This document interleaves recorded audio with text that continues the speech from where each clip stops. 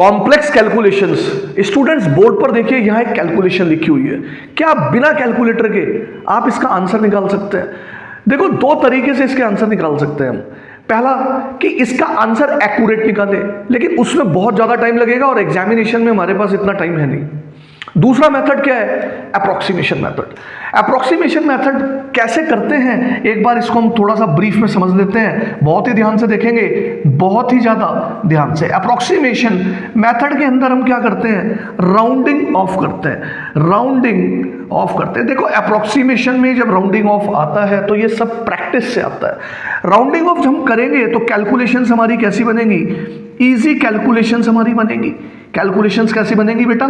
Easy बनेगी calculations. और हम अपने जो ऑप्शंस दिए गए हैं आंसर के, उसके बहुत ही ज़्यादा क्या पहुंच जाएंगे? उसके बहुत ही ज़्यादा पास पहुंच जाएंगे। तो अप्रोक्सीमेशन मेथड को सीखेंगे, राउंडिंग ऑफ की तरफ चलेंगे, जिससे एक फाउंडेशन बनेगा और इजी अप्रोच में इस तरह की कॉम्प्लेक्स कैलकुलेशंस को आज डील करेंगे।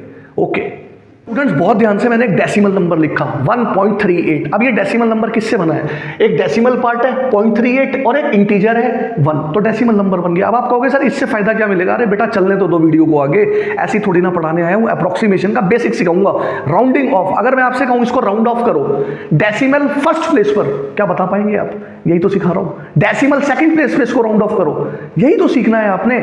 तो अगर मैं आपसे कह रहा हूं कि डेसिमल के बाद इसमें कितनी डिजिट्स हैं? एक डिजिट 3 है और दूसरी डिजिट क्या है? 8 है। अब मैं आपसे कह रहा हूं डेसिमल की जो फर्स्ट डिजिट है वो 3 है, डेसिमल की जो सेकंड डिजिट है वो 8 है। अब मुझे इसको राउंड ऑफ करना है फर्स्ट डेसिमल डिजिट पर, यानी 3 पर राउंड ऑफ करना है।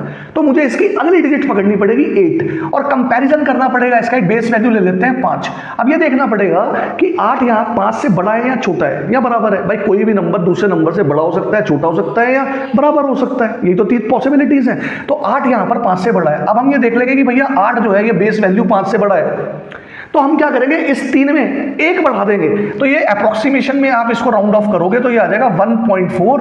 अप्रोक्सीमेशन में राउंड ऑफ करोगे, इजी कैलकुलेशन होगी, ऑप्शन के पास पहुंचेंगे। यही तो फ्लो चार्ट बनाया था। इसको पकड़ना है आपने, जो बोल रहा हूं वो सुनना है, अपना दिमाग फालतू नहीं लगाना। अब सुनो, जब भी हम इसको राउंड ऑफ करते हैं ना तो एक परसेंटेज एरर आता है। प्यारे बच्चे, परसेंटेज एरर अगर 1% 2% के बीच में है तो कैलकुलेशन आपकी अच्छी है, निकाल के दिखाऊंगा।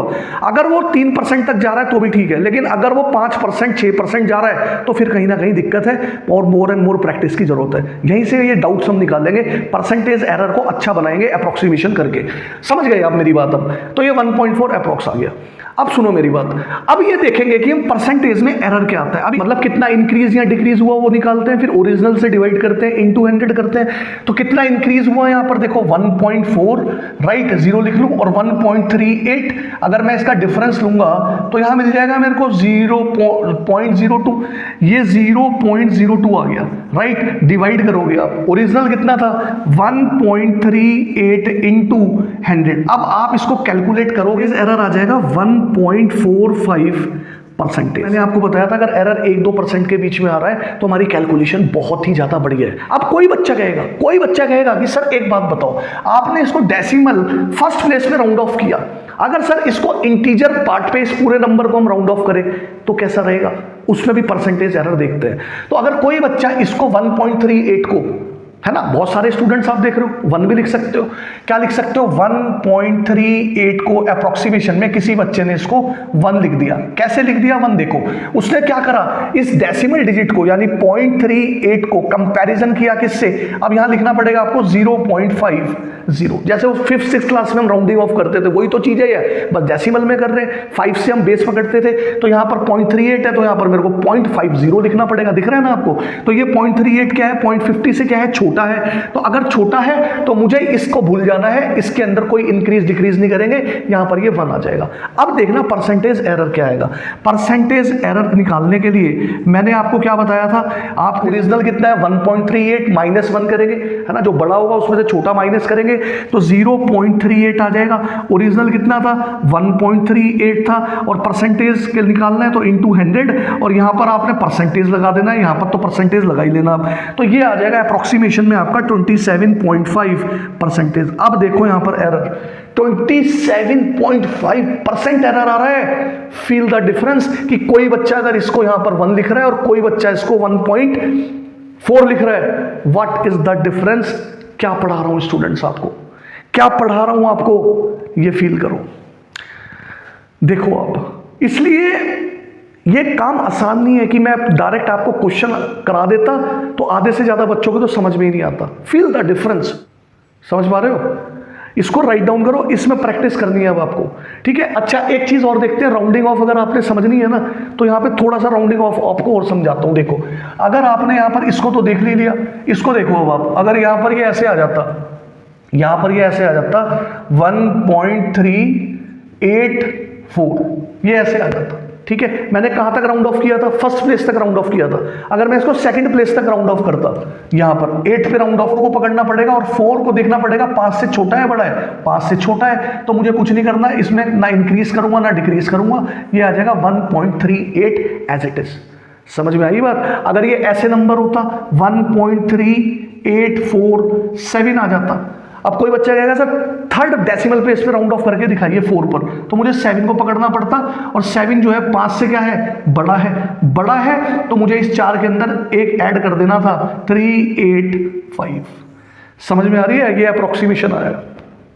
तो अप्रोक्सीमेशन के अंदर मुझे एरर को कम लेके आना है। ये मैंने आपको सिस्टमेटिक वे में जो पढ़ाया ये सीखो आप, ठीक है। आइए चलते हैं कैलकुलेशंस की तरफ। जो हमारा पहला स्टेप में क्या करता हूं, जो 10⁻⁻³ पावर वाले हैं उनको सेट करता हूं। देखो यहां पर 300 लिखा हुआ है, तो इस 3 को लिख दूं और ये जो 00 है इसको मैं कर दूं 10⁻², ठीक है। अब देखो -23 आ गया और ये ऊपर जाके पावर माइनस हो जाएगी क्योंकि बेस सेम है। देखो ऐसे करता हूं मैं 10⁻23, यहां देखना ये स्टेप डिवीजन वाला माइनस और ये पावर माइनस की है, तो यहां ऐसे करना है ये, राइट। यहां बच्चे गलती करते हैं, अब नहीं होनी चाहिए गलती। और ये मल्टीप्लीकेशन में तो ये पावर आ जाएगी प्लस में 2। तो देखो यहां पर -23 माइनस माइनस प्लस के 26, मैं आराम से करा रहा हूं ताकि सबको समझ में आए। अब -23 प्लस के 26, माइनस प्लस माइनस होगा, साइन प्लस का आएगा, तो यहाँ पे आ गया 3 में 2 जोड़ूंगा 5, यानी 10⁻5 आ गई। कितनी आ गई? 10⁻5 आ गई। अब सुनो, यहाँ पर मैं कर देता हूँ, इसको ये हटा रहा हूँ, यहीं पे कर देता हूँ, ठीक है। तो ये आ गई मेरे पास 10⁻5। क्लियर? ओके। अब सुनते चले जाना है बहुत ध्यान से, बहुत ही ध्यान से, ठीक है। इसको भी हटाते हैं। अब क्या होता है कि जब भी मेरे पास इस तरीके से स्क्वायर रूट के अंदर 10⁻³ पावर में ऑड आ जाती है पावर, तो मैं ऑड नहीं बनाता, मैं इवन बनाता हूं। फायदा क्या है अभी बताता हूं। इवन बनाने के लिए क्या करूंगा, 10 से ही मैं मल्टीप्लाई कर देता हूं, तो यहां पर 10 से मल्टीप्लाई कर दूंगा, तो ये देखो 10⁻6 बन गया। कितना बन गया? 6 बन गया। देखते चले जाओ, 10 कितना बन गया? 6 बन गया। ये बन गया 6। इससे फायदा क्या मिलेगा? फायदा क्या मिलेगा? देखो अगर मेरे पास स्क्वायर रूट में ऐसे लिखा हुआ है 10⁻6, तो स्क्वायर रूट से बाहर आ रहा है ना, तो इसकी पावर आधी लिया हुआ 10⁻3 हो गया। 10 की पावर अगर लिखा हुआ है 100 स्क्वायर रूट के अंदर, तो इसकी पावर आधी लिया हो, यहां आ जाएगा 10⁻50। अब आप कहोगे सर अगर ऑड आ गया 9 आ गया तो कैसे करेंगे? 9 को ऑड को इवन में तोड़ लो, 10⁸ हो जाएगा इंटू 10 हो जाएगा। तो आपने क्या करना है, 8 में से आधा बाहर निकाल दो, 4 रूट से बाहर आ चुके, अंदर रह गया 10। तो ऑड वाले केस भी मैंने आपको समझाया। अब सुनो मेरी बात। अब एक बच्चा कहेगा सर इस डेसिमल से डेसिमल उड़ा दो, लेकिन मैंने पहले प्रीवियस वीडियोस में बताया कि मैं अप्रोक्सीमेशन खेलता हूं डेसिमल्स में। आई लव डेसिमल्स, ठीक है। मैं बहुत बड़े बड़े नंबर्स में नहीं जाता, नहीं तो एरर बहुत ज्यादा रेज होने के चांसेस होते हैं। अब सुनो मेरी बात, यहां पर देखो, इसको थोड़ा सा और इधर करते हैं, इंटू 3 चलने दो यार, थोड़ा टाइम तो लगेगा ना। देखो जब मैं आराम से सिखाने आया हूं तो आपको भी थोड़ा पेशेंस रखना पड़ेगा, ठीक है। ये आपकी कैलकुलेशन आ गई। अब देखो 3 इंटू 3 कितना हो गया बेटा? ये हो गया 9। कितना हो गया? 9 हो गया, राइट। 10⁻6 ऐसे लिखा हुआ है, उसको हमने बाहर लिख दिया 10⁻3 आ चुका। क्लियर? स्क्वायर रूट के अंदर, राइट। अब यहाँ पे आ गया 3 इंटू 3 9 हो चुका, इंटू 1.38, राइट। और यहाँ पर देखो आप बहुत ध्यान से, ये आ गया 4.65 इंटू 10। इतनी बात समझ में आ गई। को बताया था कि 1.38 को अगर मैं डेसिमल फर्स्ट प्लेस पे राउंड ऑफ करूंगा तो ये आएगा 1.4। अगर 1 लिखोगे तो एरर बहुत ज्यादा जा रहा था, शुरू में बताया था ना। तो यहां पर आ जाएगा 9 10⁻3 और स्क्वायर रूट के अंदर 9 इंटू 1.4। अब ऑफ करना है 4.65 को, तो 4.65 को अगर मैं राउंड ऑफ करूंगा तो ये जो 0.65 है ये बड़ा है 0.50 से, तो मैं इसको लिख सकता हूं 4.7 लिख सकता हूं, नहीं लिख सकता? बताइए। और इंटू क्या हो जाएगा? 10 हो जाएगा। डेसिमल रिमूव कर सकता हूं और आप यहां देखोगे 14 को अगर मैं 9 से मल्टीप्लाई करूं तो 14 9 या 126 होता है। इधर आते हैं ताकि आपको अच्छे से दिखे 126 राइट स्क्वायर रूट के अंदर, और इधर लिखा हुआ है 10 की पावर 3 दिख रहा है ना साफ साफ आपको, ओके। और 470 ये कैलकुलेशन बनी मेरी। अब देखो आप कि 126 स्क्वायर रूट डिवाइड में 470 और बाहर है 10 की पावर 3 और मुझे आंसर भी जल्दी से लेके आना है, ऑप्शन के पास जाना है। तो हर बार ऐसा नहीं है कि मैं एक क्वांटिटी को इंक्रीज करूं तो डिवीजन है तो दूसरी क्वांटिटी को भी इंक्रीज करूं, है ना। तो मुझे कंपनसेशन भी देखना होता है कि अप्रोक्सीमेशन का मोर कन्वीनियंट मेथड है कंपनसेशन। तो देखो अगर मुझे ये देखना पड़ेगा कि कंपनसेशन में कि 126 किसके पास में है, किसके पास में है, ताकि अप्रोक्सीमेशन में एरर कम आए और मैं आंसर के पास पहुंच जाऊं। तो आप एकदम से कहोगे सर 125 के पास में है, और सर यानी मैंने यहां पर इसको कम किया, और सर देखो ये 470 किसके पास में है, सर 500 के पास में है, 500 के पास में है सर, यानी ये यहां कट जाएगा 10 की पावर 3। ये देखो आप ये आ जाएगा 1/4 स्क्वायर रूट 10 की पावर 3। शानदार। और देखो 1 का स्क्वायर रूट 1 होगा, कहां करूं, इधर कर दूं, इधर की तरफ कर देता हूं, इस एरिया में कर देता हूं।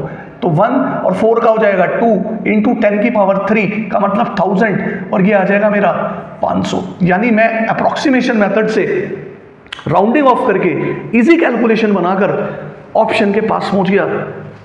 516 मेरा ऑप्शन है, यानी 500 मेरा आंसर है। अगर आप कैलकुलेटर पे चेक करोगे तो आंसर आएगा 516।